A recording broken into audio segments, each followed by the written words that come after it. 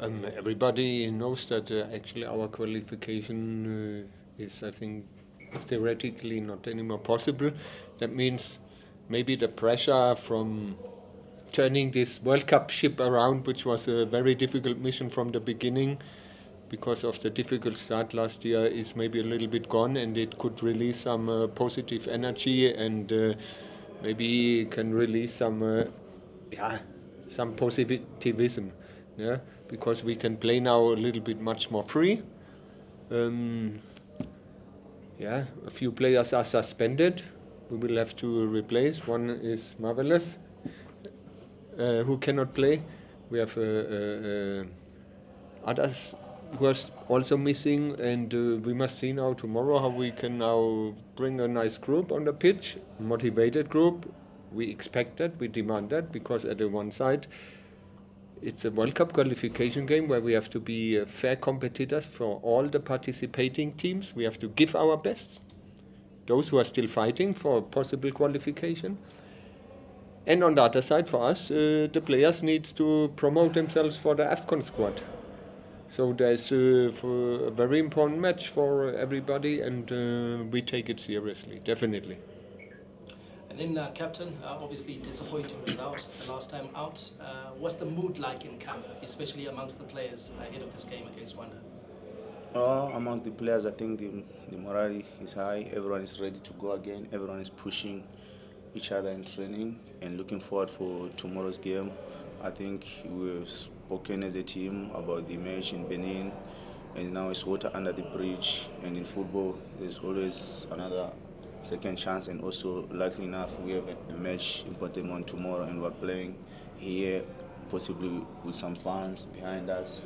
So I think everyone in the camp is ready, and we're pushing each other and supporting each other as a group. Excellent. We'll go to the questions, guys. Marvelous. 7 games, 0 wins. As the captain, how important is it for you to win tomorrow's match, even though you're limited? Each and every game, always compete to win. And we're in a situation, okay, World Cup qualifiers, it didn't go the way we wanted, but also we must not forget we have qualified for AFCON.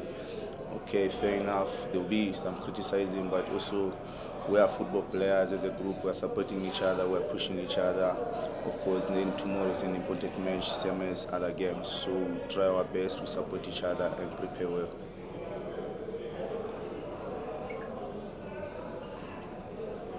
Any questions? Yvonne? My question is to Marvelous.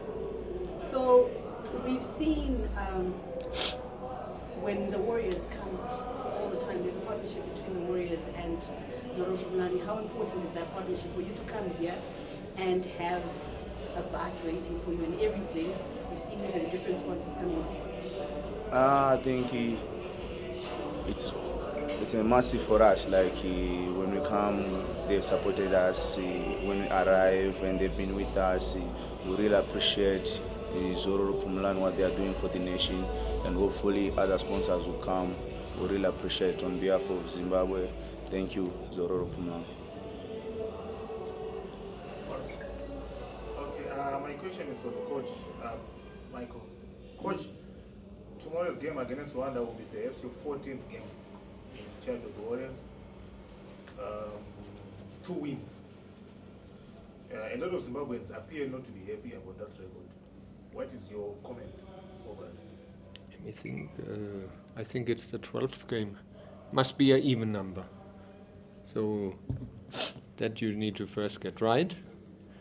Then second, I think the last World Cup campaign in the group stage you had 0 win. 2018, if I'm not mistaken, the coach was not paid. You had no win, no loss because you were banned from the qualification. 2014, if I'm not mistaken, no win.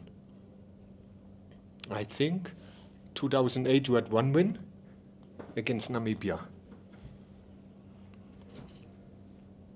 The last time you had a positive record in the qualification was for the World Cup 2006. That's the reality.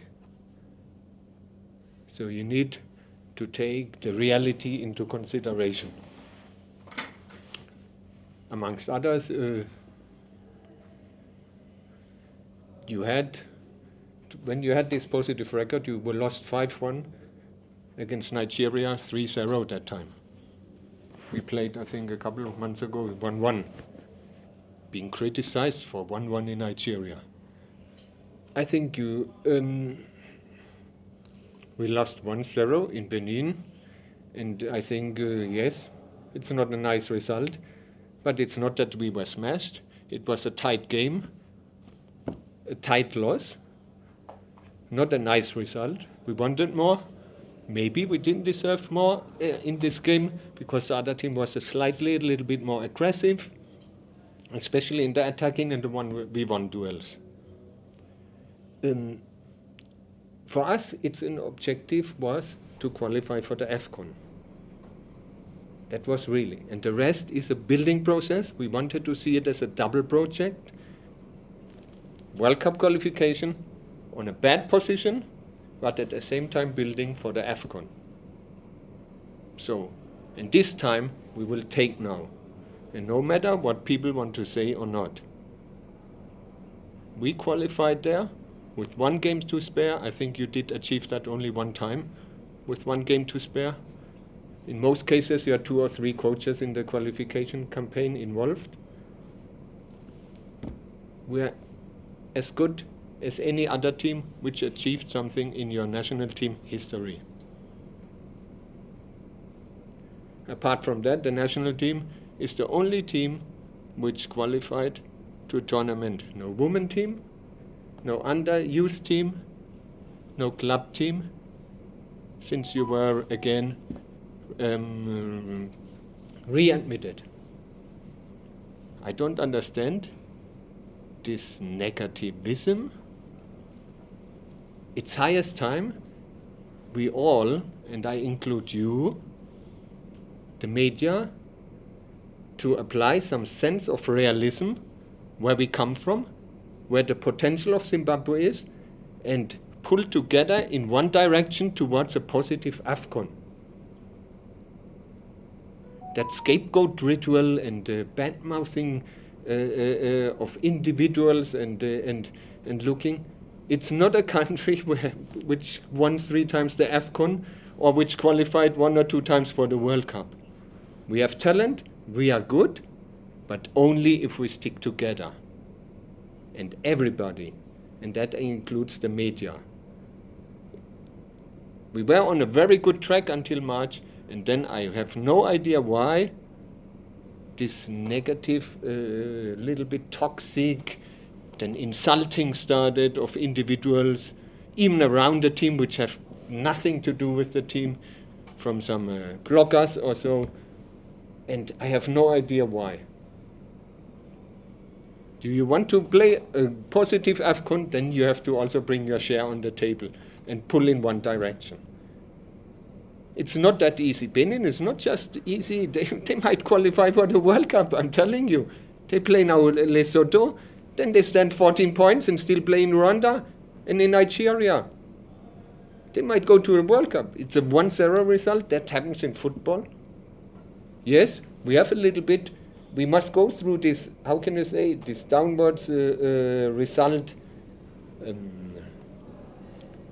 little bit spiral, I don't know the English word, you know. But I could have gone in May with the best possible team to Morocco. I could have insisted, it was a FIFA period, Marshal Munetsi, come. Jordan Zemura, come. And so on and so on. Most likely we would have 1 or 2 more wins. But would it have brought us further? A little bit from self-confidence, but maybe Marshal Munetsi would now be injured because of overload. Or Jordan Zemura. The whole thing is orientated towards AFCON. And we tried to do everything for the World Cup to turn the ship around. Yes, it was not successful because we lost 1-0 in a tight match. So what I really want to ask you now, stop that negativism. I'm not on social media anyway. No, so, but I was recently one time reading comments from YouTube. I was invited to a sofa show.